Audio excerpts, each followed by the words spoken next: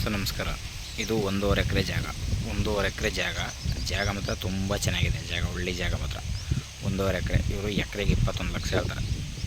ಎಕರೆಗೆ 21 ಲಕ್ಷ ಹೇಳ್ತಾರೆ. ಒಂದು 32 ತೆಂಗಿನ ಮರ ಇದೆ. 32 ತೆಂಗಿನ ಮರ ಇದೆ. ಡಾಂಬರ್ ರೋಡಿಂದ 600 ಮೀಟ್ರ್ ಒಳಗಡೆ ಬರಬೇಕು. ಮೈಸೂರಿಂದ 60 ಕಿಲೋಮೀಟ್ರ್ ಆಗುತ್ತೆ.